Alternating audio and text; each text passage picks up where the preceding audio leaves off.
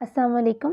आज हमारा टॉपिक है स्क्रू गेज का और इसके अंदर हम लोग इसके बारे में पढ़ेंगे कि ये एक लेंथ मेजरिंग इंस्ट्रूमेंट है। ये भी स्क्रू गेज की तरह एक लेंथ मेजरिंग इंस्ट्रूमेंट है, लेकिन उसमें और इसमें ये डिफरेंस है कि ये उससे मोर एक्यूरेट है। इससे ज़्यादा अच्छी मेजरमेंट ले लेता है ये और उसे डेसिमल के एक और अगले पॉइंट पे तक जाके ये मेजरिंग मेजरिंग कर लेता है। ठीक है? और इसमें इसकी कंसिस्ट ये हमारी बुक में भी इसी तरह लिखा हुआ है कि इसके कंसिस्टेंस लिखी गई है, इसका स्ट्रक्चर लिखा गया है, लेकिन वहाँ पैराग्राफ की फॉर्म में और मैंने यहाँ पॉइंट्स बना लिए हैं। तो ये कंसिस्ट करता है यू शेप फ्रेम के ऊपर, ये आप देख सकते हैं, ये जो फ्रेम है ये और उसके बाद इसका स्टड ये जो है इधर। इसमें ये होता है कि ये स्पिंडल मूव करता हुआ आता है और इस स्टड के साथ अटैच हो जाता है और हम जो चीज़ हमें मेजर करनी होती है, वो हम इस स्टड और इस स्पिंडल के दरमियान में रख लेते हैं। और वो हम लोग मेजर कर लेते हैं, ठीक हो गया। अब वो थिम्बल है और थिम्बल में ये है कि थिम्बल जैसा बॉटल का ऊपर ढक्कन होता है, इसी तरह हम उसको खोलते और बंद करते हैं और इसको खोलने और बंद करने से ये होता है कि जो ये सर्कुलर स्केल है ना, ये जो देखें, ये जो सर्कुलर स्केल है ना, ये मूव करता है किसके ऊपर? मेन स्केल के ऊपर, यानी कि ये जो स्लीव कहा होगा ना इनने, ये इसके ऊपर मूव करता है और इसका मकसद ये होता है कि जो हमारा सर्कुलर स्केल होता है, ये मूव करे किसके ऊपर? मेन स्केल के ऊपर और इस तरह हम लोग इसकी मेजर करते हैं हम इसे लेंथ, ठीक है? ये आप जब प्रैक्टिकल करेंगे तो वो इससे ज़्यादा क्लियर हो जाएगा, ठीक है? और इसके बाद हमारे पास ये स्लीव मैंने आपको बताया, जैसे जिसके ऊपर मेन स्केल की रीडिंग होती है उसको हम क्या कहते हैं? स्लीव, ठीक है?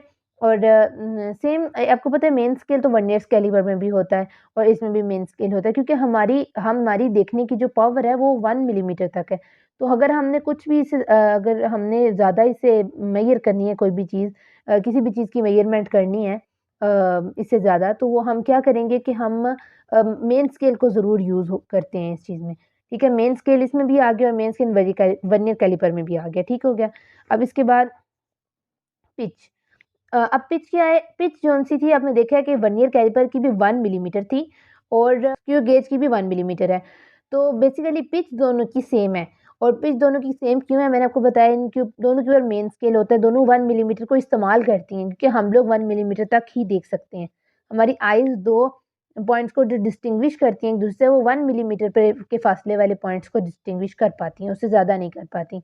मतलब बहुत ज़्यादा करीब हो, 1 मिलीमीटर 2 पॉइंट्स लगे हुए हैं 1 मिलीमीटर के फासले से और उससे हम मिटा देते हैं उन दोनों को। हमें पता लग रहा है वो 2 अलग-अलग पॉइंट्स हैं, लेकिन हम फिर एक को इरेज़ करके दूसरे के बिल्कुल करीब, मतलब 1 मिलीमीटर से भी ज़्यादा करीब जब उसको ड्रा करते हैं तो हमारी आइज़ उसको एक्सेप्ट नहीं कर पा रही होती। हमें समझ नहीं आती कि क्या ये एक ही पॉइंट है या 2 पॉइंट्स हैं। तो हमारी पावर इतनी है कि हम सिर्फ़ 1 मिलीमीटर तक देख सकते हैं अपनी बेयर आइज़ से।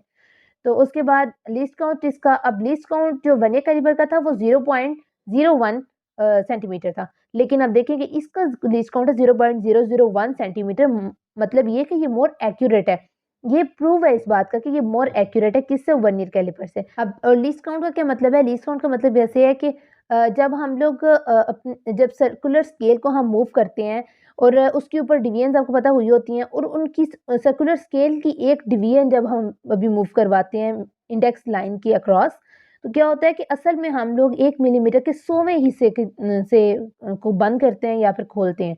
यानी कि 1 मिलीमीटर का 100वां हिस्सा हम तय करते हैं, जब हम लोग एक दफ़ा हम एक डिवीजन को मूव करवाते हैं किसकी? सर्कुलर स्केल की ऑन क्या ना इंडेक्स लाइन के ऊपर। तो इसके बाद हम इसको फाइंड आउट कैसे करेंगे? तो हमारे पास इसका एक फ़ॉर्मूला है कि pitch of the screw gauge, pitch क्या थी इसकी? हमने कहा था 1 मिलीमीटर और डिवीजन ऑफ सर्कुलर स्केल पे डिवीजन थी 100। तो 1 मिलीमीटर डिवाइडेड बाय 100 तो ये आ जाएगा 0.01 मिलीमीटर। तो 0.01 मिलीमीटर को जब हम सेंटीमीटर में करते हैं, हम इसको 10 से डिवाइड करते हैं एंड क्योंकि 1 सेंटीमीटर के अंदर 10 मिलीमीटर होते हैं, इसलिए हम उसको डिवाइड करते हैं 10 से और हमारे पास जो आता है रिज़ल्ट वो 0.001 सेंटीमीटर होता है, जो कि इसका लीस्ट काउंट होता है। ठीक? और ये हो गया आज स्क्रू गेज का टॉपिक। ठीक है फिर, अल्लाह हाफ़िज़।